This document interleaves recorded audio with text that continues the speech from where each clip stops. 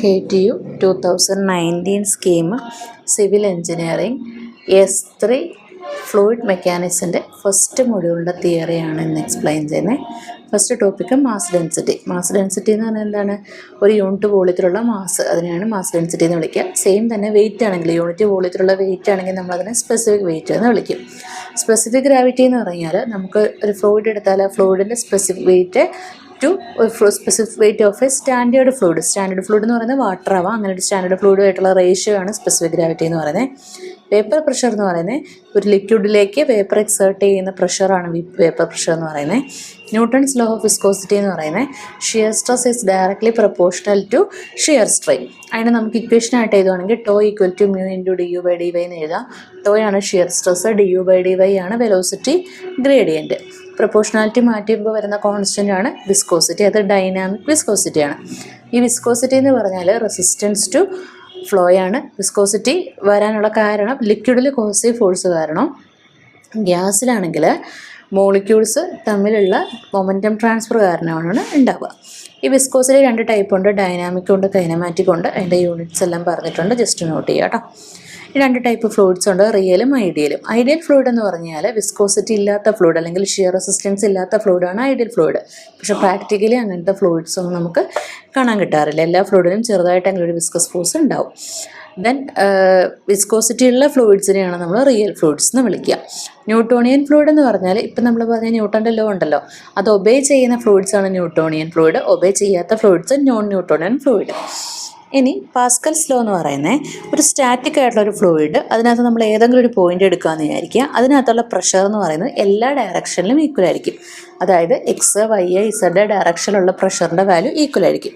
അപ്പോൾ അതിൻ്റെ പ്രൂഫ് നമ്മൾ പറയുന്നത്, അതിനുവേണ്ടി നമ്മൾ റൈറ്റ് ആംഗിൾഡ് ആയിട്ടുള്ള പ്രിസ്മാറ്റിക് വോളിയം എടുത്തിരിക്കുകയാണ്. അതിനകത്ത് ഡെൻസിറ്റി റോ ആണെന്ന് വിചാരിക്കുക. അപ്പോൾ അതിനകത്ത് ഓരോ ഫോഴ്സിൻ്റെ നമ്മൾ ഓരോ ഫേസിൻ്റെ ആയിട്ട് നമ്മൾ ഏരിയ എടുക്കുകയാണ്. ഇപ്പോൾ ABFE എന്നുള്ളതിൻ്റെ ഏരിയനെ A1, അതിനെ 7 × D എന്ന് വിളിക്കാം ഫിഗർ പ്രകാരം. ദെൻ ABCD എന്നുള്ളതിൻ്റെ ആണെങ്കിൽ B × D, CDEF എന്നുള്ളതിൻ്റെ ആണെങ്കിൽ C × D. അതുപോലെ തന്നെ കറസ്പോണ്ടിങ് ആയിട്ട് ആ ഫേസസിൽ വരുന്ന പ്രഷറാണ് P1, P2, P3. നമുക്കറിയാം ഫോഴ്സ് എന്ന് പറഞ്ഞാൽ പ്രഷർ ഇൻറ്റു ഏരിയ അല്ലേ. അപ്പോൾ ഫസ്റ്റത്തെ ഫോഴ്സ് F1 എടുക്കുമ്പോൾ പ്രഷർ P1 ഇൻറ്റു ഏരിയ എന്ന് പറഞ്ഞാൽ AD. അതുപോലെ അടുത്ത ഫോഴ്സ് എടുക്കുമ്പോൾ F2 = P2 into BD, F3 = P3 into CD. ഇനി നമുക്കിതിനകത്ത് ഹൊറിസോണ്ടൽ ഫോഴ്സസ് എടുക്കുകയാണെങ്കിൽ ആ ഫിഗറിൽ നോക്കുകയാണെങ്കിൽ വലത്തോട്ട് ഒരു F2ഉം ഇടത്തോട്ട് ഈ F1 എന്നുള്ളത് ഇൻക്ലൈൻഡ് ഫോഴ്സ് ആയതുകൊണ്ട് നമുക്കതിനെ റിസോൾവ് ചെയ്യുമ്പോൾ F1 sin θ എന്ന് എടുക്കാം.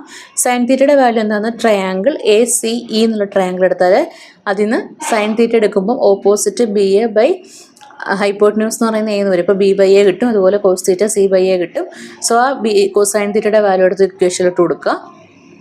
സോ നമുക്ക് ഇക്വേഷൻ കിട്ടി. അതുപോലെ F3 = നമ്മൾ വെർട്ടിക്കൽ ഫോഴ്സ് ഇക്വേറ്റ് ചെയ്യുകയാണെങ്കിൽ F3 = F1 cos θ എന്ന് കിട്ടും. cos θയുടെ വാല്യൂ ഇക്വേഷൻ കിട്ടി. രണ്ടും കൂടി ഇക്വേറ്റ് ചെയ്താൽ അതിന് നമുക്ക് P1 = P2 എന്ന് കിട്ടും.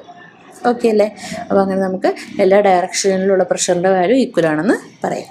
പ്രഷർ ഗേജ് എന്ന് പറഞ്ഞാൽ മാനോമീറ്ററിന് തന്നെ ഏറ്റവും സിംപ്ലസ്റ്റ് ആയിട്ടുള്ളൊരു ഫോമാണ്. അത് നമ്മൾ എന്തിനാണ് യൂസ് ചെയ്യുന്നതെന്ന് പറഞ്ഞാൽ ഗേജ് പ്രഷർ അളക്കാൻ വേണ്ടിയിട്ട് യൂസ് ചെയ്യുന്നതാണ്. പ്രഷർ ഗേജ് എന്ന് പറഞ്ഞു കഴിഞ്ഞാൽ ഒരു യൂണിറ്റ് ഏരിയയിൽ റെസ്റ്റിലിരിക്കുന്ന ഒരു ഫ്ലൂയിഡിനകത്തേക്ക് ഒരു സ്പെസിഫൈഡ് ഫോഴ്സ് എക്സേർട്ട് ചെയ്യുന്ന ഫ്ലൂയിഡ് അല്ലെങ്കിൽ ഒരു ഫോഴ്സ് വരുമ്പോൾ ഉള്ള കണ്ടീഷൻ മെഷർ ചെയ്യാൻ വേണ്ടി നമ്മൾ യൂസ് ചെയ്യുന്നതാണ് പ്രഷർ ഗേജ്. മാനോമീറ്റർ എന്ന് പറയുന്ന ഒരു പൈപ്പിൽ കൂടിയൊക്കെ പോകുന്ന ലിക്വിഡിൻ്റെ പ്രഷർ എത്രയാണെന്ന് അളക്കാൻ വേണ്ടി നമ്മൾ യൂസ് ചെയ്യുന്നതാണ്. പല ടൈപ്പ് ഉണ്ട്. സിമ്പിൾ മാനോമീറ്റർ എന്ന് പറഞ്ഞാൽ ഒരു മാനോമീറ്റർ ലിംബ് അറ്റ്മോസ്ഫിയറിലേക്ക് ഓപ്പൺ ആണെങ്കിൽ സിമ്പിൾ മാനോമീറ്റർ, രണ്ട് സൈഡിലും പൈപ്പ് കണക്റ്റഡ് ആണെങ്കിൽ അത് ഡിഫറൻഷ്യൽ മാനോമീറ്റർ. ഇനി പ്രഷർ ഡിഫറെൻറ്റ് ടൈപ്സാണ് പറയുന്നത്. അബ്സൊല്യൂട്ട് പ്രഷർ എന്ന് പറഞ്ഞാൽ ഗേജ് പ്രഷർ പ്ലസ് അറ്റ്മോസ്ഫിയറിക് പ്രഷറാണ്. ഗേജ് പ്രഷർ എന്ന് പറഞ്ഞാൽ നമ്മൾ എന്തെങ്കിലും ഒരു പ്രഷർ മെഷറിംഗ് ഇൻസ്ട്രുമെൻറ്റ് യൂസ് ചെയ്തുകൊണ്ട് അളന്നെടുക്കുന്ന പ്രഷറാണ് ഗേജ് പ്രഷർ.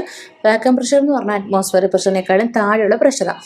അതുകൊണ്ട് തന്നെ അതിൻ്റെ സൈൻ നെഗറ്റീവ് ആയിരിക്കും. സ്പെസിഫിക് വോളിയം എന്ന് പറയുന്നത് 1/ഡെൻസിറ്റി ആണ്. ഈ പ്രഷർ ഏതൊക്കെയാണെന്ന് ചോദിക്കാറുണ്ട് കേട്ടോ, ഇമ്പോർട്ടൻ്റ് ആണ്.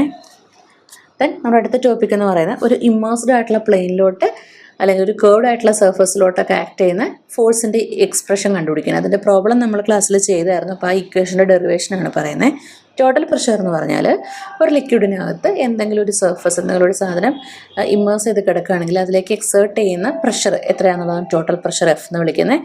സെൻറ്റർ ഓഫ് പ്രഷർ എന്ന് പറയുന്നത് ഈ ടോട്ടൽ പ്രഷർ F ആക്ട് ചെയ്യുന്ന പോയിന്റിലേക്കുള്ള ഡിസ്റ്റൻസ് ആണ് സെൻറ്റർ ഓഫ് പ്രഷർ, അല്ലെങ്കിൽ ആ പോയിന്റ് ആണ് സെൻറ്റർ ഓഫ് പ്രഷർ H* എന്ന് പറയുന്നത്. അപ്പോൾ നമുക്കതിനെ ഡിറൈവ് ചെയ്യാൻ വേണ്ടി നമ്മളൊരു ഫിഗർ ഇപ്പം നമുക്ക് പ്രോബ്ലം ചെയ്യാൻ പഠിച്ചതുപോലെ തന്നെ സെയിം തന്നെ ഫാട്ടർ സർഫസിന് ഇൻക്ലൈൻഡ് ആയിട്ട് സർഫസ് ഉള്ളൊരു പ്ലെയിൻ ഏരിയ നമ്മൾ കൺസിഡർ ചെയ്തു. എന്നിട്ട് അതിനകത്ത് centre of gravity G mark ചെയ്തു, അതിനെ പ്രൊജക്റ്റ് ചെയ്യുമ്പോൾ വെർട്ടിക്കൽ ഹൈറ്റ് ആണ് H bar. Centre of pressure P mark ചെയ്തു, അതിനെ പ്രൊജക്റ്റ് ചെയ്യുമ്പോൾ വെർട്ടിക്കൽ ഹൈറ്റ് ആണ് എച്ച് സ്റ്റാർ. നമ്മൾ ഇൻക്ലൈൻഡ് ആയിട്ടുള്ള സർഫസിന് ഒരു നോർമൽ പെർപെൻഡിക്കുലർ വരച്ചിട്ട് അതിൽ നിന്ന് വൈ ഡിസ്റ്റൻസ് വന്നിട്ടൊരു പോയിന്റ് എടുത്താൽ അവിടുത്തെ ഹൈറ്റ് ആണ് എച്ച് എന്ന് പറയുന്നത്, ഇൻക്ലിനേഷൻ തീറ്റ ആണെന്ന് വിചാരിക്കുക.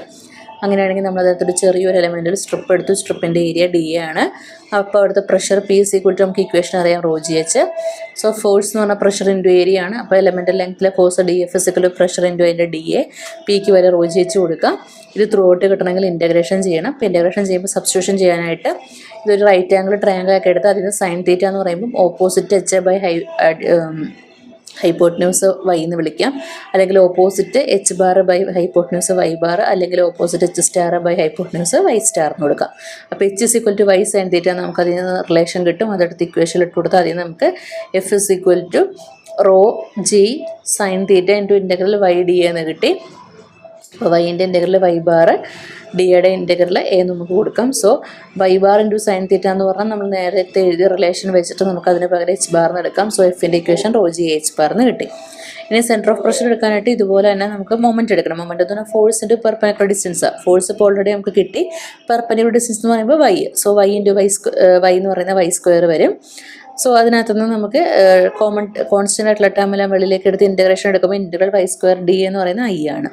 അപ്പോൾ നമുക്കൊരു എക്സ്പ്രഷൻ കിട്ടി.